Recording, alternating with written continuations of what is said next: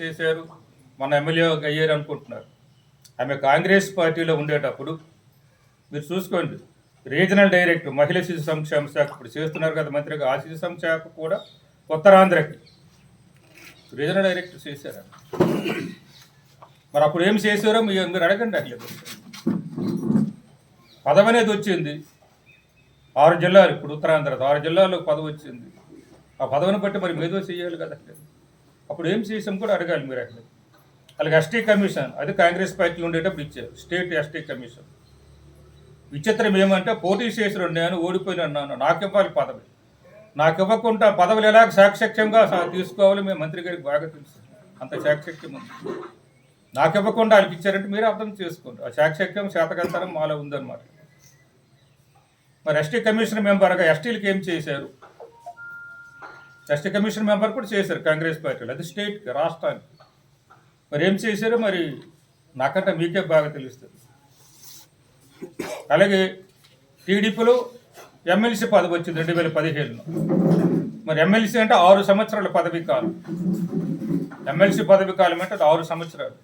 మరి ఈ 6 సంవత్సరాల్లో ఈ నియోజకవర్గానికి ఎన్ని అభివృద్ధి కార్యక్రమాలు చేశారు, ఎక్కడెక్కడ కట్టించారు, ఎక్కడెక్కడ నిర్మించారు ఒకసారి అడగండి.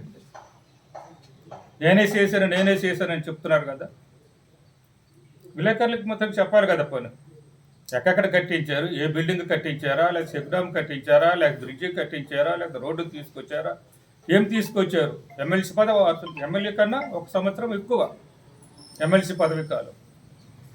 ప్రజలందరూ అనుకుంటున్నారు ఒక ఎమ్మెల్యే పదవి అనుకుంటారు. 3 పదవులు, ఈ ఎమ్మెల్యేకి ముందు 3 పదవులు చేశారనేది ప్రజలకు తెలియాలి.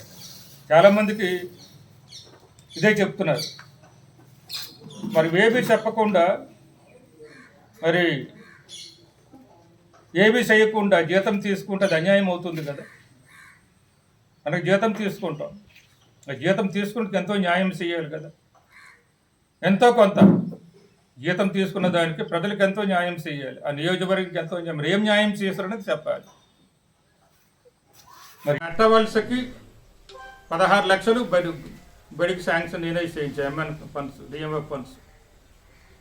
అది అధికారులు పిలిపించి, ఇంజనీరింగ్ అధికారులు పిలిపించి కూర్చోబెట్టి టెండర్ వేయించి చేయించుకోలేదు. తోనమ్మ వెళ్ళారు, మీకెందుకు, మీకు వారం రోజులు చేయించేస్తాను, 10 రోజులు చేయించేస్తానని చెప్పారు. ఇప్పుడు ఎన్ని రోజులు అయిందో తెలియదు. అది బడి మొత్తం గ్రామస్తులందరూ కూడా 2,000 నేను కొంత సాయం చేశాను. అందరూ కూడా కలిసి కట్టుకున్నారు ఆ స్కూల్ కట్టుకుంటే సరిగిపోయింది. ఆ స్కూల్కి ఆయన చేత ఎందుకు రానిచ్చారు, అలాగే ఆయనకి ఎందుకు రానిచ్చారు, టీచర్లకి అంతా బెదిరించడం అన్నమాట. నేను ప్రారంభోత్సవం చేయలేదు, గౌరవంగా పిలిచారు. అక్కడ ఉన్న స్కూల్ కమిటీ చైర్మన్, సర్పంచే ప్రారంభోత్సవం చేశారు. నేను అక్కడ వెనకతలు ఉన్నానంటే నన్ను గౌరవంగా పిలిచారు, మా బంధువులు కాబట్టి నేను వెళ్ళానంటే వాళ్ళు బెదిరించారు. ప్రజాస్వామ్యం అంటే ఇదేనా?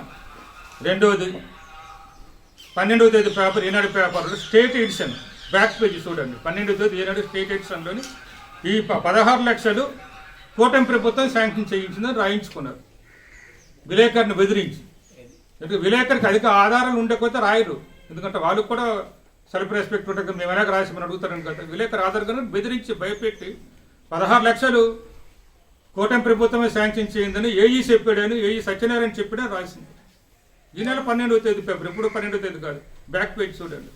అంటే వీళ్ళు ఎటువంటి అబద్ధాలు ఆడుతారు, ఎలాగ భయపెడతారు చూడండి. అసలు ఇది మొన్న ఈ బ్రిడ్జికి, దండిగాం బ్రిడ్జికి అప్పుడు 8 కోట్లు శాంక్షన్ అయింది, తర్వాత మరి 11 శాంక్షన్ అయింది. దాన్ని కూడా క్యాన్సిల్ చేస్తారు. చిరక ఏ శాంక్షన్ లేదు, ఏది లేదు, అది అబద్ధాలు చెప్తున్నారు అంటున్నారట ఎవరైనా. ఇది జీవో ఇది. ముందు